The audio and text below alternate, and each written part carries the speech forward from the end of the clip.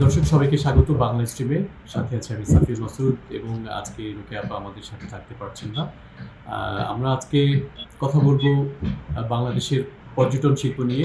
আপনারা জানেন যে করোনা ভাইরাসের কবলে সবচেয়ে ক্ষতিগ্রস্ত একটা খাত হচ্ছে পর্যটন খাত, এবং এই খাতে এই ক্ষতি অনেক অনেক এই ক্ষতির পরিমাণ অনেক, এবং এই ক্ষতি কী করে পুষিয়ে নেওয়া যায়, বাংলাদেশ সরকার এই নিয়ে কী পদক্ষেপ নিচ্ছে, আমরা এইসব বিষয় নিয়ে আজকে কথা বলবো। আমাদের সাথেই থাকুন।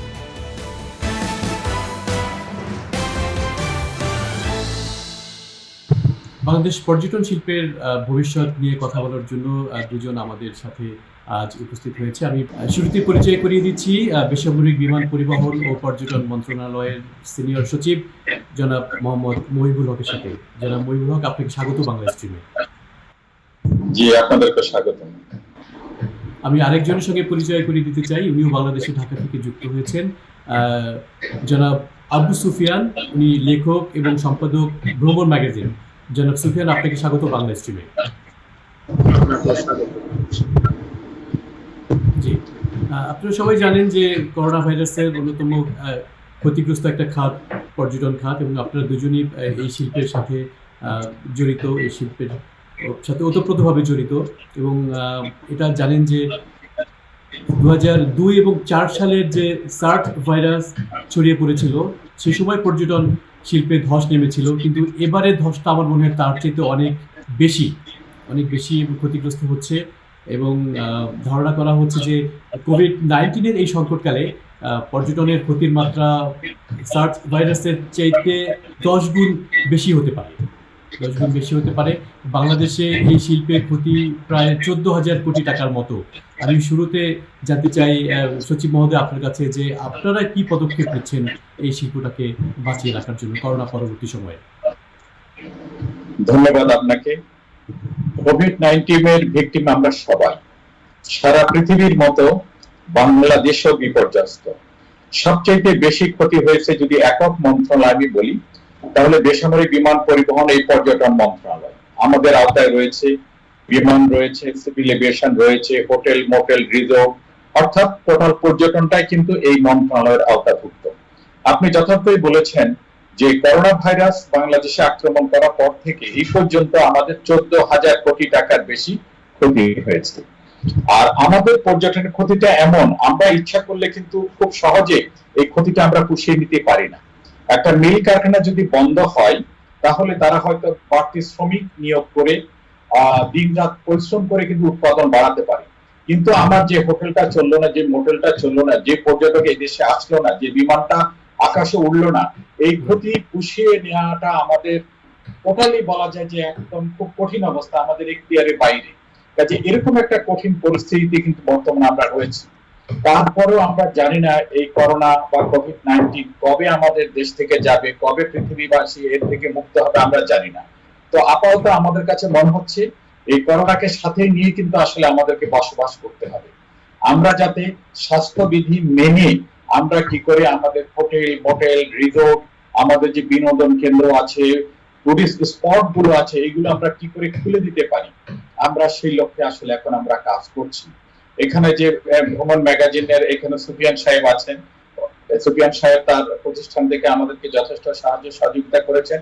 মূলত বাংলাদেশ ট্যুরিজম বোর্ডের মাধ্যমে আমরা কিন্তু এখন এই কাজগুলো করছি। যে ক্ষতিটা হয়ে গেছে তা তো হয়ে গেছে, আমরা যাতে অন্তত লাভ না হোক, আমরা যাতে মোটামুটি যাতে আমাদের প্রতিষ্ঠানগুলো বেঁচে থাকতে পারে, এখানে যাতে বিরাট পরিবাহিনী আছে তারা যাতে খেয়ে পরে বেঁচে থাকতে পারে, এই লক্ষ্যে আসলে মূলত আমরা কাজ করছি। আমরা এখন চাচ্ছি যে আমাদের হোটেল, মোটেল, রিসোর্ট বা আমাদের যে বিনোদন কেন্দ্রগুলো আছে, এগুলো আমরা এখন আসলে আমরা কিন্তু পর্যায়ক্রমে খুলে দিতে চাই। এই যে খুলে দেওয়ার বিষয়টা কিন্তু আসলে সহজ নয়। আমরা এর জন্য একটা স্ট্যান্ডার্ড অপারেটিং প্রসিডিওর, আমরা সংক্ষেপে যাকে এসওপি বলি, আমরা এসওপি তৈরি করেছি এবং এসওপিটা এখন আমরা প্রিন্টিং এ দিয়েছি। আমরা এইভাবে আগাচ্ছি যে আমরা যদি একটা 5 স্টার হোটেল বা 3 স্টার বা 4 স্টার একটা হোটেলের কথা বিবেচনা করি, এই হোটেলে যখন একজন গেস্ট যাবে, হোটেল কর্তৃপক্ষের স্বাস্থ্যবিধি মেনে তাদের আচার আচরণ ব্যবহারটা কেমন হবে, একটা রুম কিভাবে থাকবে, একটা ডাইনিং এ কিভাবে অ্যারেঞ্জমেন্ট করবে, তাকে কিভাবে অভ্যর্থনা করবে, কিভাবে চেকিং করবে, সবকিছু আমরা সুনির্দিষ্টভাবে আমরা উল্লেখ করে দিয়েছি বা দিচ্ছি। ঠিক একইভাবে একজন অতিথি যখন যাবে, সে অতিথিদেরও কিছু কিছু দায়িত্ব এবং কর্তব্য রয়েছে।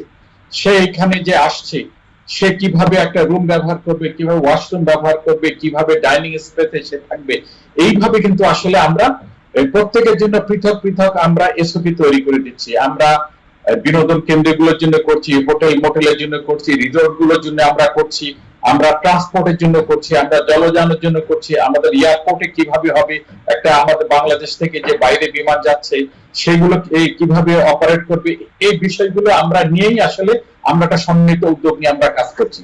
একটা বিনোদন কেন্দ্রে অনেকগুলো শপিং মল আছে, অনেকগুলো বাংলাদেশের কথাই যদি বলি, অনেকগুলো দোকান বা ছোট ছোট গ্রোসারি শপ আছে, সেখানে তারা কিভাবে চলবে স্বাস্থ্যবিধি মেনে। তো আমরা আসলে এই করোনার সাথে অভ্যস্ত হয়েই কিভাবে আমাদের হোটেল মোটেল রিসোর্ট গুলো খুলে দেওয়া যায়, আমরা আসলে এখন সেভাবে আমরা কাজ করছি।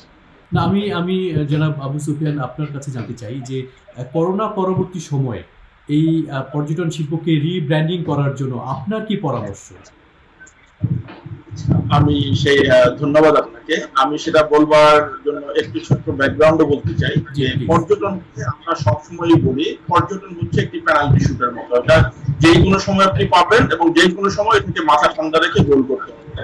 পর্যটনে এরকম সমস্যা আপনার সামনে আসবে, একটার পর একটা আসবে। কোভিড একটু বড় হবে আসবে, এবং এখানে আমি সচিব মহোদয়ের সঙ্গে একমত পোষণ করে, এবং ওনার অত্যন্ত চমৎকার, বিশেষ করে সচিব মহোদয়, আমরা পর্যটনে গত 20 বছরে বা 25 বছরে এরকম সচিব পাইনি। সেটা আপনার সঙ্গে আমি শেয়ারও করেছি যে অত্যন্ত ডাইনামিক এবং অত্যন্ত কার্যকর ভাবে দিচ্ছেন এবং নেতৃত্ব দিচ্ছেন।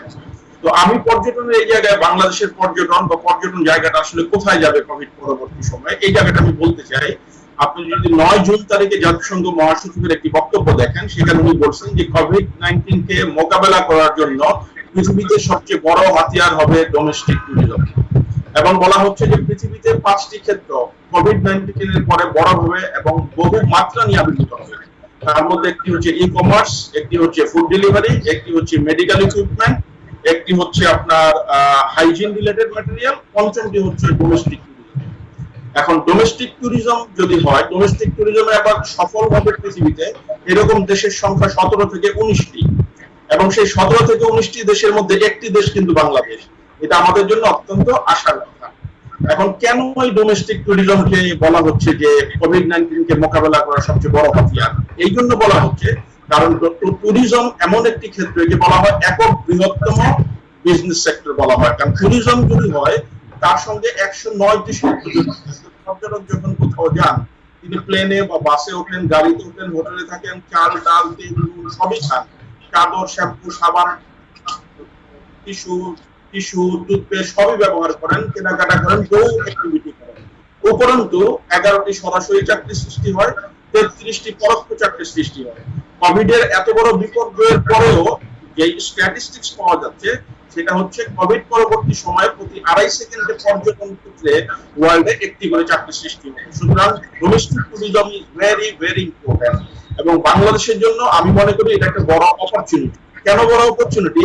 আমাদের দেশে 2019 সালে লোকাল টুরিস্ট ছিল আপনার 1,57,00,000, এটা টুরিস্ট পুলিশের হিসাবে, এবং এই 1,57,00,000 যাদের বলা হয় খরচের সীমা হচ্ছে 5 থেকে 12,000 টাকা তারা খরচ করে। কিন্তু বাংলাদেশ থেকে প্রতি বছর 46 লক্ষ টুরিস্ট বিদেশে যান বেড়ানোর জন্য। তার মধ্যে 29 লক্ষ যান ইন্ডিয়াতে, 6 লক্ষ যান থাইল্যান্ড, 3 লক্ষ মালয়েশিয়া, 2 লক্ষ সিঙ্গাপুর, এবং 5 লক্ষ হচ্ছে পৃথিবীর অন্যান্য দেশে। ও সিলেট থেকে 1.5 লক্ষ বাঙালি, অর্থশালী বাঙালি, ওনারা দেশে ফিরে আসেন অবকাশ কাটানোর জন্য। আরো 20 লাখ বাঙালি বিদেশ থেকে দেশে আসেন, কিন্তু ওনারা হানিমুন বা পারিবারিক ভ্রমণে চলে যান India, Malaysia, Thailand, Singapore. Interestingly আগামী 18 থেকে 24 মাস, এই 2 বছর কিন্তু কোভিড এর জন্য অন্তত পারিবারিক ট্যুর বা হলিডে কাটানোর জন্য দেশ থেকে কেউ বিদেশে যাবেন না। বলা হচ্ছে 100 থেকে 400 কিলোমিটারের মধ্যে সবাই ভ্রমণ করবেন। এইটাই হচ্ছে লেটেস্ট স্ট্যাটিস্টিক্স। সেই হিসাবে আমাদের ডোমেস্টিক ট্যুরিজম আরো বেগবান হবে, নাম্বার 1।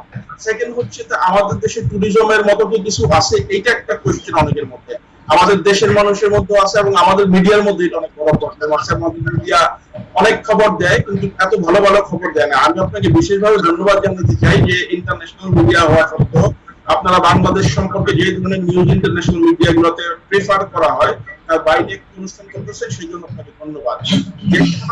চাই যে বাংলাদেশে দেখবার মতো কিছু আছে আছে কিনা, বা বাংলাদেশ কেন সফল হতে পারে।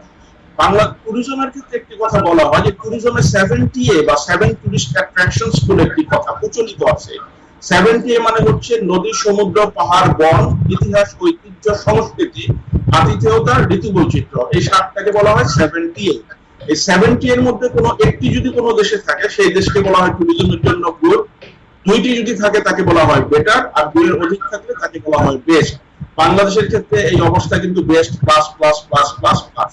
আপনি আমাকে প্রশ্ন করতে পারেন তাহলে গত 49 বছরে কেন ট্যুরিজম বাংলাদেশ যে জায়গায় থাকার কথা সেখানে যায় নাই, এটা একটা ইম্পর্টেন্ট কোশ্চেন। আমি আপনাকে উত্তরটা এখনই দিয়ে দিচ্ছি। এটার মূল কারণ হচ্ছে এখানে নেতৃত্ব নেতৃত্ব নেতৃত্ব। এই আমাকে যে তিনটা উত্তর হচ্ছে নেতৃত্ব, চতুর্থ উত্তর অন্য কিছু। এবং গত 49 বছরে এই জায়গাতে আমাদের দুর্বলতা ছিল, বিশেষ করে গত 33 বছরে আমাদের পর্যটন মন্ত্রণালয়ে 28 জন সচিব আসছেন এবং তাদের সময়কাল ছিল অনলি 1 বছর বা তার কিছু বেশি। কারণ হচ্ছে এখানে কোনো সচিব আসলে থাকতে চান না, ওনারা বদলি হয়ে চলে যেতে চান, বা অফিসাররাও আমি দেখি তাই ধরনের পলায়নপরতা আছে। এখানে বলে যে একটু দুর্বল মন্ত্রণালয় এটা, বা মানে এইটা ডাইমেনশনটা বোঝা যায় না। কারণ এই মন্ত্রণালয়ের সঙ্গে 19টি মন্ত্রণালয় যুক্ত, 11 থেকে 19টি মন্ত্রণালয়, এবং এখানে কাজের কোনো শেষ নাই। এই জন্য নানা কারণেই হোক এখানে কেউ থাকতে চান না। আমি সম্মানিত সিনিয়র সচিব মহিবুল হক সাহেবকে ধন্যবাদ, উনি 2.5 বছর কাটিয়ে দিয়েছেন, এবং আমি এই পর্যন্ত যতটুকু জানি ওনার মধ্যে এই পলায়নপরতা নাই, এবং উনি অত্যন্ত সাহসিকতার সঙ্গে এগুলোকে ফেস করেন, এবং যখনই কোনো জিনিস উনি শুনেন বা জানেন উনি অ্যাকশনে জানেন, ফুলি অ্যাকশনে জানেন। উনি বিমানের ক্ষেত্রে দেখুন উনি পর্যটনটা পুরো ধরতে পারেন নাই, এখন উনি ধরছেন এটা, এবং আমি অত্যন্ত আশাবাদী যে আমরা বোধহয় 33 বছরে যে বিপদের মধ্যে আছি ট্যুরিজম নিয়ে, আমার গত 25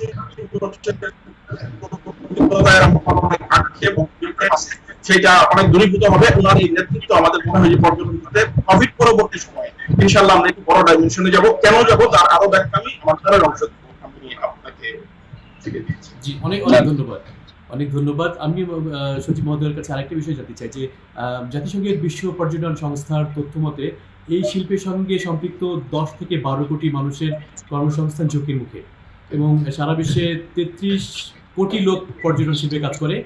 এক্ষেত্রে প্রতি 10 জনে একজনের কর্মসংস্থান হয় এই খাতে। গত 5 বছরের পরিসংখ্যানে দেখা গেছে যে প্রতি 4 জনের একজন কর্মসংস্থান হয়েছে এই খাতে। তো বাংলাদেশে এই করোনার প্রভাবে প্রায় 30% কর্মী চাকরি হারাতে পারে। তাদের জন্য আপনারা কি ভাবছেন? সত্যি ধন্যবাদ আপনাকে, আপনি যথার্থই বলেছেন। আমাদের যে হোটেল, মোটেল, রিসোর্ট বা আমাদের যে বিনোদন কেন্দ্র আছে সেখানে যারা কাজ করছে এই মুহূর্তে বলা চলে তারা সবাই কিন্তু কর্মহীন হয়ে পড়েছে। হয়তো তাদের কিছু সঞ্চয় ছিল, সেই সঞ্চয় দিয়ে তারা কিন্তু টিকে আছে। আমরা দেখতে পাচ্ছি ভবিষ্যতে কিন্তু তারা টিকে থাকতে পারবে না।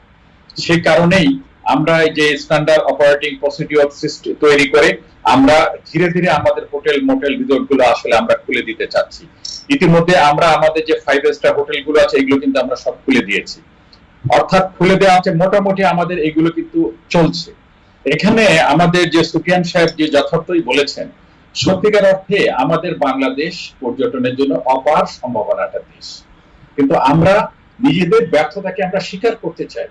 এই 49 বছরেও আমরা আমাদের পর্যটনকে একটা পণ্য হিসাবে বহির্বিশ্বে কিন্তু আমরা তুলে ধরতে পারিনি। আমি বহির্বিশ্বে কেন বলবো, আমার দেশের ভিতরে আমরা তুলে ধরতে পারিনি। কারণ আপনি জানেন যে প্রতি বছর অন্তত 50 লক্ষ মানুষ দেশের বাইরে বেড়াতে যায়। আমরা যদি তাদেরকে এই আমাদের দেশের পর্যটন কেন্দ্রগুলো আমরা দেখাতে পারতাম, আমাদের দেশের পর্যটনকে যদি আমরা তাদের চোখের সামনে তুলে ধরতে পারতাম, তাহলে এর থেকে একটা উল্লেখযোগ্য সংখ্যক মানুষ কিন্তু আমাদের দেশেই ভ্রমণ করতো, তারা কিন্তু দেখতো। কিন্তু তাদের আমাদের দেশে যে অপার সৌন্দর্য আছে এই জিনিসটা কিন্তু তারা এখন দেখেনি, দেখতে পারেনি। তবে যেটা বলা হয়েছে এই মানে কোভিড-19 একটা সুযোগ করে দিয়েছে আমাদের দেশের মানুষদেরকে নিজেদের দেশের যে অপার সৌন্দর্য রয়েছে এগুলো একটু উপভোগ করার জন্য। আমাদের যে হিল ট্র্যাক্স রয়েছে, আমাদের যে সুন্দরবন রয়েছে, আমাদের যে সি বিচ রয়েছে, পৃথিবীতে এরকম সি বিচ বা এরকম সুন্দরবন দ্বিতীয়টা নেই। কিন্তু তারপরও আমাদের দেশের মানুষের ভিতরে এরকম একটা স্পৃহা বা এরকম একটা মানসিকতা তাদের ভিতরে জন্ম নিয়েছে যে না, দেশের বাইরে বেড়াতে যেতে হবে। তো এইবার আমরা তাদেরকে মোটামুটি করোনার কারণে আমরা তাদেরকে অনেকটা বাধ্য করছি যে দেশের ভিতরেই বেড়ানোর জন্য। বাংলাদেশের কিন্তু এখন সংস্কৃতি চেঞ্জ হয়ে গেছে। এখন এমন কোন পরিবার পাবেন না যে বছরে 2-1 বার কোথাও না কোথাও বেড়াতে যায়। অর্থাৎ আগে আমরা বেড়াতে যেতাম আত্মীয় স্বজন, মামা বাড়ি, নানা বাড়ি, সেসব জায়গায় যেতাম। এখন কিন্তু এই আধুনিক যুগে, এই আমাদের এই তথ্য প্রযুক্তির যুগে এরা কিন্তু আত্মীয় স্বজনের বাসায় আর যায় না। তাদের সাথে স্কাইপিতে, ভিডিও কল, জুমে তারা আলাপ আলোচনা করে সব দেখা সাক্ষাৎ গুলো সেরে নিচ্ছে। সে কারণেই কিন্তু তারা বাইরে যাওয়ার জন্য উদ্গ্রীব। যেহেতু তারা বাইরে যেতে পারবে না, সে কারণে তারা এই দেশের ভিতরে যে আমাদের পর্যটন কেন্দ্রগুলো আছে, আমাদের যে অপার সৌন্দর্য আছে, সেগুলো আসলে তারা উপভোগ করতে পারবে। আর আমি ব্যক্তিগতভাবে মনে করি যে আমি একটা জায়গায় গেলাম, চারিদিকে দেখে শুনে চলে আসলাম, এতে কিন্তু সৌন্দর্যটা উপভোগ করা যায় না। আপনি একটা পাহাড়ের চূড়ায় বসবেন, আপনি সমস্ত পৃথিবীটা ভুলে যাবেন, আপনি অপার সৌন্দর্য দেখবেন, সেই চোখ কিন্তু আপনার থাকতে হবে। আপনি সি বিচে বসে কিছু বাদাম খেয়ে চলে আসলেন, তাহলে কিন্তু সৌন্দর্যটা আপনি উপভোগ করতে পারবেন না। তো আমরা এই জিনিসটাই এবার আমরা প্রচার করতে চাই। আমাদের দেশে এখনো আমরা একটা পর্যটন মহাপরিকল্পনা আমরা তৈরি করতে পারিনি। আমরা পর্যটন মহাপরিকল্পনা তৈরি করার জন্য আমরা একজন ভেন্ডরকে আমরা কাজ দিয়েছি। তিনি গত জানুয়ারি থেকে কিন্তু কাজ শুরু করেছে। কাজ শুরু করতে যেই কিন্তু আমরা জাস্ট 1.5-2 মাস কাজ করার পরে কিন্তু এই করোনার জন্য কিন্তু তারা এখন আর কাজ করতে পারছে না। আমাদের যে ভেন্ডর এখানে কাজ করছে, সেখানে ফ্রান্সের আছে, ভারতের আছে, পৃথিবীর বিভিন্ন দেশ থেকে বিশেষজ্ঞদের নিয়েই কিন্তু তারা এই টিমটা গঠন করে তারা কিন্তু আমাদের কাছে এই কাজটা নিয়েছে। তা আমরা আশা করছি যদি আমরা এই জিনিসটা আগেও হতো, তাহলে কিন্তু আমরা অনেক দূর এগিয়ে যেতে পারতাম। আমি আরেকটু বলতে চাই, আগে আমাদের দেশে শুধু পর্যটন কর্পোরেশন ছিল, বঙ্গবন্ধুর হাতে গড়া পর্যটন কর্পোরেশন, কিন্তু আমরা কিন্তু সেই পর্যটন কর্পোরেশনকে সেভাবে ধরে রাখতে পারিনি। এক পর্যায়ে আমরা দেখলাম পর্যটন কর্পোরেশন হোটেল মোটেলে শুধু ব্যবসায় সীমাবদ্ধ। পর্যটন যে একটা পণ্য, এটাকে তুলে ধরার মন মানসিকতা তার জন্য ছিল না। সে কারণে আমাদের বর্তমান মাননীয় প্রধানমন্ত্রী বাংলাদেশ ট্যুরিজম বোর্ড তৈরি করেছেন। এই ট্যুরিজম বোর্ডের দায়িত্ব হলো পর্যটনকে পণ্য হিসেবে তুলে ধরা, পর্যটনের প্রসার এবং প্রচারের জন্য এটা কাজ করবে। একই সাথে এখন কিন্তু আমাদের পর্যটন কেন্দ্রগুলো কিন্তু এখন অনেক নিরাপদ। আমাদের মাননীয় প্রধানমন্ত্রীর নির্দেশে শুধুমাত্র আমাদের পর্যটন কেন্দ্রগুলোর জন্য বাংলাদেশ ট্যুরিস্ট পুলিশের কিন্তু একটা ইউনিট সৃষ্টি করা হয়েছে। কাজে এখন যেখানে মানুষ যাচ্ছে তারা কিন্তু নির্বিঘ্নে যেতে পারছে।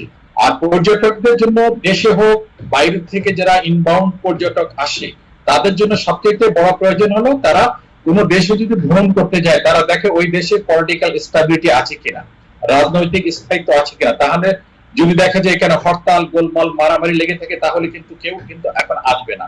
তবে আমরা এখন এই মুহূর্তে আমরা একটা চমৎকার রাজনৈতিক ইনভলভমেন্টের ভিতরে কিন্তু আমাদের দেশটা কিন্তু পরিচালিত হচ্ছে। যে মুহূর্তে আসলে আমরা একটু এগিয়ে যাচ্ছিলাম, সেই মুহূর্তে এই করোনার খাবাই কিন্তু আমাদেরকে একেবারে মাঠে একেবারে আমাদেরকে পথে বসিয়ে দিয়েছে। তো আমি আপনার শেষ কথাই, আপনি যে প্রশ্নে আবারও ফিরে যেতে চাচ্ছি, আসলে আমরা আমাদের যে একটা বড় অংশ যে আমাদের এই যে হোটেল মোটেল রিসোর্ট নিয়ে কাজ করছে, আমরা তাদের কথা বিবেচনায় করেই আমরা যত দ্রুত সম্ভব আমরা এগুলো স্বাস্থ্যবিধি মেনে এগুলো আসলে আমরা খুলে দিতে চাই। আর আমাদের দেশের মানুষদের প্রতি আমার একটাই কথা, যে বহুদিন ধরে বহু কোষ দূরে বহু ব্যয় করে বহু দেশ ঘুরে দেখিতে গিয়াছি পর্বতমালা, দেখিতে গিয়াছি সিন্ধু, দেখা হয় নাই ঘর হতে শুধু দুপা ফেলিয়া একটি ধানের শিশির উপর একটি শিশুর বিন্দু। এই যে অপার সৌন্দর্যটা দেখানোর জন্যই আমরা এখন উদ্গ্রীব। তাদেরকে আমরা মানসিকতা পরিবর্তন করতে চাই। আগে নিজেকে জানুন, নিজের দেশকে জানুন, চিনুন, তারপর আপনি বাইরে যান। এটাই নিয়ে এখন আসলে আমরা কাজ করছি। ধন্যবাদ। আমি সম্মানিত সচিব মহোদয়ের সঙ্গে আরেকটি বিষয় যোগ করতে চাই, যেটা সচিব মহোদয় বললেন যে মাস্টার প্ল্যানের কথা। ইতিমধ্যে কোভিড-19 পরবর্তী বিশ্বে বাংলাদেশের পর্যটন পলিসি, অ্যাকশন এবং বাস্তবায়ন বিষয়ে আমরা ইতিমধ্যে অনেকখানি অগ্রসর হয়েছে এবং সচিব মহোদয় একটি নির্দেশনাও দিয়েছেন। সেই প্রেক্ষাপটে একটি কাজও চলছে। তার কিছু গ্লিমস আমি আপনাকে বলতে চাই যে কেন বাংলাদেশ মানুষ এই যে 50 লক্ষ পর্যটক যারা বিদেশে যেতেন এবং লক্ষ লক্ষ টাকা খরচ করতেন, ওনারা এখানে কত সহজে, কত আরামে, স্বল্প খরচে কি কি দেখতে পারবেন। আমি আপনাকে বলি যে আমাদের এখানে 1700 ডেস্টিনেশন আছে, 1700, মানে এটা হচ্ছে আমরা একেবারে কাউন্টেড এবং এগুলোর সিচুয়েশন পজিশন সব জানি। 471টি ইতিহাস, ঐতিহ্য, সংস্কৃতির সাইট আছে, 140টি জাদুঘর আছে, 19টি সমুদ্র সৈকত আছে এবং 19টি সমুদ্র সৈকতের মধ্যে 10টি সৈকতের বৈশিষ্ট্য কিন্তু একেবারেই আলাদা। আমরা কিন্তু শুধু কক্সবাজার নিয়ে ভাবি। আমাদের দেশে একটি কিয়ামা বিচ আছে। কিয়ামা হচ্ছে অস্ট্রেলিয়ার একটি বিখ্যাত বিচ। আমি ওই বিচে যে প্রথম মুগ্ধ হই যে সারা পৃথিবীতে আমরা সমুদ্র দেখি যে উড়ে উড়ে যায়, ঢেউ খেলে খেলে যায়, এবং মানুষ ওখানে যে ঝাঁপ দিয়ে গোসল করে। ওই সমুদ্র সৈকতে যে প্রথম দেখলাম যে ওখানকার সমুদ্রের জল নাচতে নাচতে তীরে আসে, তীরে এসে চুমুক খায় আবার চলে যায়, নাচতে নাচতে তীরে আসে, চুমুক খায় আবার চলে যায়। আমাদের চট্টগ্রামের কার্টুনিক কিছু বৈশিষ্ট্য এক্স্যাক্টলি আমরা যদি আমার বিচ নিয়ে বসেছি। আমরা যদি সাজেক ভ্যালিতে যাই, আর যারা স্পেনে গেছেন স্প্যানিশ বিলবাও যারা দেখছেন এক্স্যাক্টলি স্প্যানিশ বিলবাও সাজেক। আমরা যদি যাই, আমরা যদি পিরোজপুরের পুরুলিয়াতে যাই, আমরা কিন্তু ভেনিসকে উপভোগ করতে পারবো ওখানে। অনুরূপ ভাবে আমরা যদি আপনার বাংলাদেশের কিছু স্পেসিফিক গ্রামের কথা আমি বলি, যেমন ধরেন মুনালি বা অষ্টগ্রাম, কুমিরের গ্রাম বা আলপনার গ্রাম, আপনি ফ্রান্সের কোলমানের আউলাক্সে যান, এখানে শুধু গ্রামটাই দর্শনীয়। আমাদের দেশে এখন স্পেসিফিক 100 গ্রাম এগুলো মানুষ দেখতে পারবেন। আমাদের এখানে বেশি উৎসব আছে, আমাদের এখানে বিভাগ আছে, মানুষ শুধু কক্সবাজারে না যায়, আমাদের এখানে 50টি পাহাড় আছে যেগুলো উপভোগ করা যায়, সেগুলোকে কোথায় কখন কিভাবে দেখা যায়। আমাদের এখানে 54টি ঝর্ণা আছে, কেমন করে দেখা যায়, নিরাপদে দেখা যায়, বিস্তারিত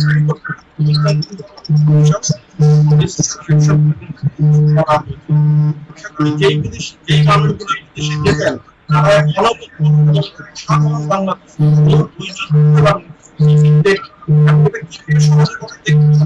এই জন্য আপনি নিশ্চয়ই জানেন আমেরিকাতে ভিসা টিকিট আছে,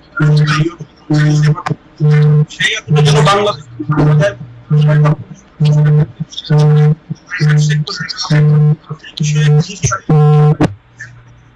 টোটাল কাজটা আমরা আশা করতেছি যে 30 সেপ্টেম্বরের মধ্যে শেষ হবে, বাকিটা 30 অক্টোবর ডিসেম্বর থেকে ইমপ্লিমেন্ট করা যাবে, এবং 2021 জানুয়ারি থেকে বাংলাদেশের পর্যটন ইনশাআল্লাহ বাংলাদেশের 50তম জন্মবার্ষিকীতে একটি নতুন ডাইমেনশনে যাবে। আমি অনেক আশাবাদী, এবং আমি মনে করি এই ধরনের ডাইনামিক সচিব যদি যুক্ত থাকেন, পৃথিবীর ইতিহাস, পর্যটন ইতিহাস বদলে দিয়েছেন দুইজন আমলা। একজন হচ্ছে জায়েদ বের ওসমান, যিনি ফ্রান্সকে বদলে দিয়েছেন, আরেকজন হচ্ছেন মালয়েশিয়ান দাইম জানুদ্দিন। আপনি নিশ্চয়ই জানেন যে এই দুইজন মানুষ কিন্তু এককভাবে দুইটা দেশের পর্যটন একেবারে বদলে দিয়েছেন। আমরা শুধু দুর্ভাগ্যজনকভাবে এখানে এই লোকটাকে পাই নাই।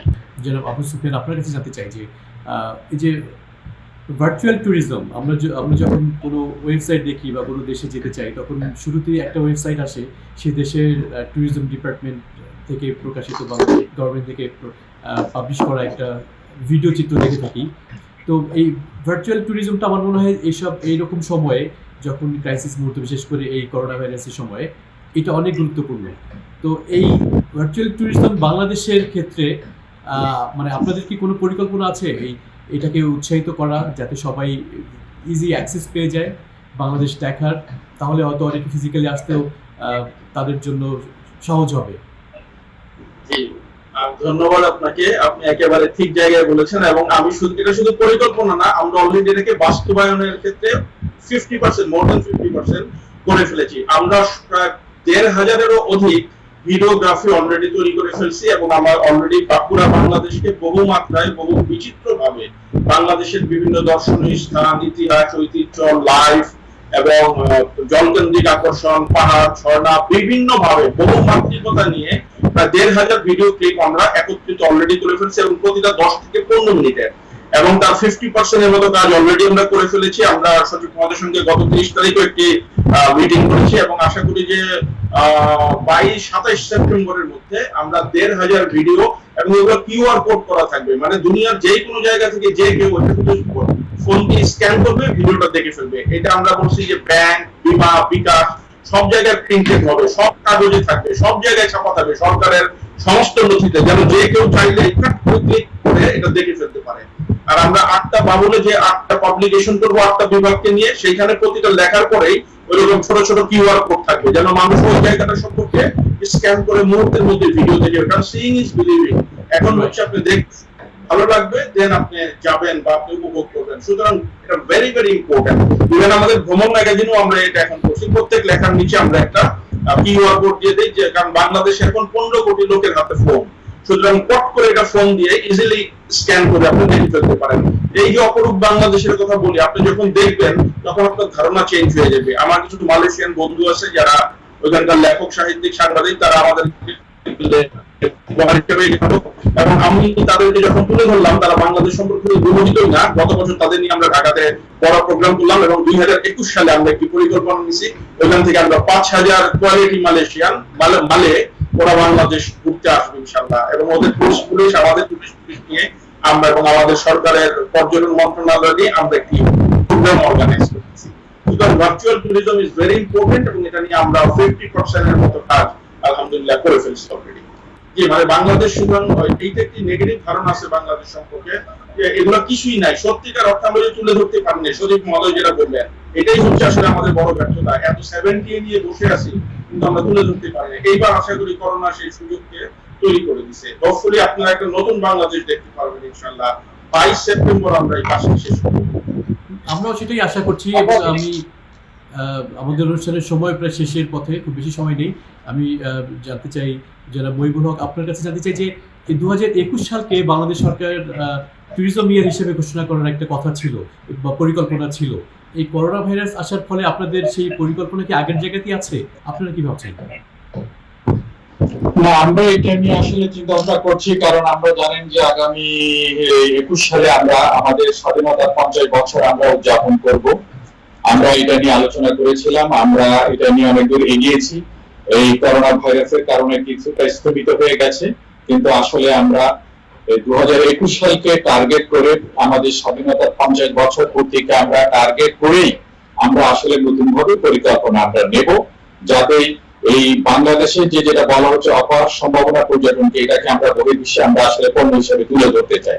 আমরা মানুষের অ্যাট্রাকশনটা বাড়াতে চাই। আমার বিশ্বাস আমাদের যে এখন একটা রাজনৈতিক স্থিতিশীলতা রয়েছে, মানুষ বাংলাদেশে পছন্দ করবে। কেউ যদি একবার বাংলাদেশে আসে তাহলে দ্বিতীয়বার আসার জন্য সে পরিকল্পনা করবে। তো আমরা 2021 সালকে সামনে নিয়ে আমরা আসলে কাজ শুরু করছি। জি, অনেক ধন্যবাদ আপনাকে জনাব আবু সুফিয়ান। আপনার কাছে একটা বিষয় জানতে চাই যে এই যে ট্যুরিজমের আপনি অনেকগুলো ক্ষেত্র আছে, আপনি জানেন। আপনি যেমন ধরেন আপনার হাওয়ার ট্যুরিজম বা বাংলাদেশ নদীমাতৃক দেশ, আপনি নদীভিত্তিক ট্যুরিজম বা অ্যাডভেঞ্চার ট্যুরিজম, এরকম আলাদা আলাদাভাবে এই ট্যুরিজমগুলোকে আপনার যদি ব্র্যান্ডিং করা যায় বা সেটা করা, আমি জানি না খুবই সম্ভব হয়তো, কিন্তু আপনাদের কি এরকম কোনো পরিকল্পনা আছে স্পেসিফিক এই সেক্টরগুলোতে আলাদা আলাদাভাবে নজর দেওয়া? ধন্যবাদ। আমি সুনির্দিষ্টভাবে আপনাকে বলি যে শুধু পরিকল্পনা না, এই ক্ষেত্রে আমরা কাজ করে ফেলছি। আমরা 13টা ভিন্ন বিভক্ত করছি। এখানে হচ্ছে ডেস্টিনেশন ট্যুরিজম, এখানে হচ্ছে sports tourism, trekking tourism, adventure tourism, এবং এইভাবে ফেস্টিভ্যাল রিলেটেড ট্যুরিজম, হাওয়ার জল ও নদী কেন্দ্রিক ট্যুরিজম, প্রাকৃতিক ট্যুরিজম এবং পারিবারিক এবং এইভাবে আমরা 13টা ডেস্টিনেশন অলরেডি এটাকে ভাগ করে ফেলছি। এবং কোথায়, কখন, কিভাবে দেখা যাবে, কোথায় থাকবে, কেমন করে যাবে, কোন সময় যাবে, পরিবার হলে কিরকম হবে, পরিবার না হলে কিরকম হবে, হেলিকপ্টার ইউজ কোথায় হবে, আমরা হেলিকপ্টার ইনক্লুড করছি। আপনি জানেন আমাদের দেশে 22টি এয়ারপোর্ট আছে, আমরা অনলি 7টা এয়ারপোর্ট ইউজ করি, বাকি 15টাই এয়ারপোর্ট সেগুলোকে এবং অন্যভাবে কিভাবে আমরা 13টি বিভাজনের মধ্যে অন্তর্ভুক্ত করছি। ট্যুরিজমকে আমরা 13টি বিভাজন, 70 এ 8টি কাপড়, এইভাবে করে ভাগ করে অলরেডি আমরা এটা নিয়ে শুধু থিওরিটিক্যাল না, আমরা অলরেডি ভিজুয়ালাইজ এবং ভিডিওগ্রাফিও কাজ সম্পূর্ণ অলরেডি মোর দেন 50% আমরা ডান করে ফেলছি। আমার মনে হয় একটি নতুন বাংলাদেশ মানুষ দেখবে ইনশাআল্লাহ, আনবিলিভেবল বাংলাদেশ। এবং আমাদের সচিব মহোদয়ের নেতৃত্বে আমরা হোপফুলি, কারণ এটা আমরা যতই চিন্তা করি আমরা এটা পারবো না, কারণ ক্ষমতার বা নেতৃত্বে যিনি থাকেন ওনার যদি এগুলা ইচ্ছা না হয় তাহলে এটা কখনোই হবে না। আমার 20 বছরের খুবই বিরাট অভিজ্ঞতা এটা, যে এইটা কেউ চান না। এই যে 19টা মন্ত্রণালয়ের সঙ্গে বসতে হবে, টাইম টু টাইম কথা বলতে হবে, এইটা যদি যখনই কাউকে বলি বলে যে এটা কি সম্ভব, হতাশ হয়ে যায়। এবং আমাদের গত সেমিনারে সচিব মহোদয় খুব জোরের সঙ্গে বলছেন, অনেক মানুষ ছিল সেখানে, বলছেন যে আমি প্রয়োজনে ঝগড়া করছি, অন্য মন্ত্রণালয় যদি আমি জানি কার কি দায়িত্ব, কি করণীয় করতে হবে, প্রয়োজনে আমি সেখানে ঝগড়া করবো, আমি আদায় করবো। এবং এইটা হচ্ছে বড় পাওয়া। এবং আমি খুবই উচ্ছ্বসিত, আনন্দিত এবং আশাবাদী যে ইনশাআল্লাহ নতুন বাংলাদেশ মানুষ দেখবে। 30 অক্টোবরের মধ্যে আমাদের কাজ শেষ হবে এবং ডিসেম্বরের মধ্যে যদি অ্যাকশনে যাওয়া যায় এম্বারাসিং বাংলাদেশ আপনারা দেখবেন, ভিডিওতে দেখবেন, অডিওতে এবং টুইটে আপনি যে টু ভার্জনের কথা। জি, অনেক ধন্যবাদ। আমি সবশেষ প্রশ্ন সচিব মহোদয় আপনার কাছে জানতে চাই যে বাংলাদেশে বিদেশি নাগরিকরা বা বিদেশি পর্যটকরা তাদের আশা নিশ্চিত করতে বেশ কিছু বিষয়ে দরকার, যেমন আপনার ভিসা সহজ করা, বিমানবন্দরে যেসব বিধিনিষেধ এগুলো শিথিল করা, পর্যটকদের উপরে ট্যাক্স কমানো, তারপর আপনার বিমানের টিকিটের ট্যাক্স কমানো, এই সব বিষয়ে আপনার সরকার বা আপনার মন্ত্রণালয় কি কি পদক্ষেপ নিচ্ছে? আমি মূলত বিদেশি ট্যুরিস্টদের আকর্ষণ করার ক্ষেত্রে বলতে চাচ্ছি। আপনি জানেন যে বাংলাদেশ একটা অনেকগুলো দেশকে অন অ্যারাইভাল ভিসা দিয়ে থাকে। এটা সংখ্যা প্রায় 100-র উপরে দেশকে বাংলাদেশ অন অ্যারাইভাল ভিসা দিয়ে থাকে। তো এটা কিন্তু পর্যটকদের জন্য একটা বড় সুবিধা যে আগে থেকে ভিসা নিতে হয় না, বাংলাদেশে এসে ভিসাটা নিতে পারবে। তবে এই কোভিড-19 এর কারণে আমরা এটাকে সাময়িকভাবে স্থগিত আমরা রেখেছি। তো আমরা আশা করছি যে পরিস্থিতি একটু উন্নতি হলে আমরা এটা আবার আমরা ইন্ট্রোডিউস করব। এছাড়াও যে আসলে আপনি বিমান ফেয়ারের কথা বলেছেন, এটা হলো একটা সারা পৃথিবীতে কিন্তু সিস্টেমটা একই, যেখানে ডিমান্ড বেশি সেখানে ভাড়া বেশি হয়ে যাবে, ডিমান্ড কম ভাড়া কম হয়ে যাবে। আর আমরা যেটা বলেছি, বিদেশি পর্যটকরা বাংলাদেশে আসলে এখন আগে যে কোনো সময় চাইতে তারা আমাদের হোটেল বলেন, মোটেল বলেন, নিরাপত্তা বলেন, রাস্তা বলেন, সব জায়গায় কিন্তু তারা অনেক কমফোর্ট ফিল করে। এক সময় ছিল যে একজন বিদেশি পর্যটক আসলে তার পিছনে অন্তত 50 জন মানুষ লাইন দিয়ে তার পিছু পিছু ঘুরতো। সেই অবস্থা কিন্তু এখন বাংলাদেশে নেই। সে অবস্থা বাংলাদেশে নেই, আমরা সে অবস্থাটা কিন্তু কাটিয়ে উঠেছি। আমি বহু বিদেশি পর্যটকদের সাথে কথা বলেছি, তারা বাংলাদেশ সম্পর্কে যে ধারণা নিয়ে আসছে, কিন্তু এখানে এসে তাদের সেই ধারণাটা কিন্তু চেঞ্জ হয়ে গেছে, তাদের সেই ধারণাটা কিন্তু টোটালি চেঞ্জ হয়ে গেছে। কাজে আমাদের এয়ারপোর্ট বলেন, আমাদের হোটেল বলেন, মোটেল বলেন, আমাদের লোকজন অনেক অতিথি পরায়ণ। আর বাংলাদেশে যে ঋতু বৈচিত্র্য রয়েছে, যে সেটা কিন্তু আসলে পৃথিবীর অন্য কোনো দেশে এইভাবে নেই। আমাদের যে সৌন্দর্য রয়েছে, আমরা আশা করছি যে আমাদের সুপ্রিয়ান সাহেব যেভাবে বলেছেন, আসলে আমার থেকে উনি অনেক চমৎকার ভাবে গুছিয়ে বলেছেন। আমরা আসলে এই কাজগুলো কিন্তু এইভাবে শুরু করছি। এগুলো যদি আমাদের এই পরিকল্পনাটা আমরা অনেকদূর এগিয়ে গেছি, এটাকে যদি আমরা বাস্তবে রূপ দিতে পারি, তাহলে বাংলাদেশে এই করোনা পরিস্থিতি পর্যটকদের কোনো অভাব হবে না বলে আমি বিশ্বাস করি। তো আপনাকেও ধন্যবাদ যে আপনি সুদূর বহুদূর থেকে আমাদের সাথে সংযুক্ত হয়েছেন, আমাদের বাংলাদেশকে আপনার মনে পড়েছে, বাংলাদেশকে তুলে ধরার জন্য একটা সুযোগ করে দিয়েছেন। সেজন্য আমি আমার মন্ত্রণালয়ের পক্ষে, বাংলাদেশের পক্ষ থেকে আপনাকে ধন্যবাদ এবং কৃতজ্ঞতা জানাচ্ছি। না, আপনাকে অনেক ধন্যবাদ। আমাদের হৃদয়ে বাংলাদেশ, আমরা বাংলাদেশকে অবশ্যই ভালোবাসি। বাংলাদেশ আমার জন্মভূমি, তো বাংলাদেশের প্রতি অনেক দায়বদ্ধতাও আছে। তো সেই সব জায়গা থেকেই আমাদের এই বিশেষ করে এই ক্রাইসিস মুহূর্তে একটা ট্যুরিজমের বা পর্যটনের মতো একটা বড় শিল্প, বৃহৎ শিল্প, যে শিল্প ক্ষতির মুখে, হুমকির মুখে, সেই শিল্পকে বাঁচাতে কী করা দরকার, আপনার মন্ত্রণালয় কী করছে। তারপর আমি যেন আবু সুফিয়ান উনি অনেক মূল্যবান অনেকগুলো পরামর্শ দিয়েছেন, এগুলো আশা করি কাজে লাগবে। আপনারা সবাই সম্মিলিতভাবে বাংলাদেশ পর্যটন শিল্পকে বাঁচিয়ে রাখতে সাহায্য করবেন। পর্যটন শিল্প বাংলাদেশ না, সারা পৃথিবীর বুকে বাংলাদেশ পর্যটন শিল্প একটা অন্যতম উজ্জ্বল শিল্প এবং আকর্ষণীয় শিল্প হিসেবে পরিণত হবে, এই আশা রাখছি। আমাদের দুজনকে আবারও অনেক ধন্যবাদ। সবাই ভালো থাকবেন, সুস্থ থাকবেন, নিরাপদে থাকবেন। বাংলাদেশ পক্ষ থেকে আবারও শুভেচ্ছা।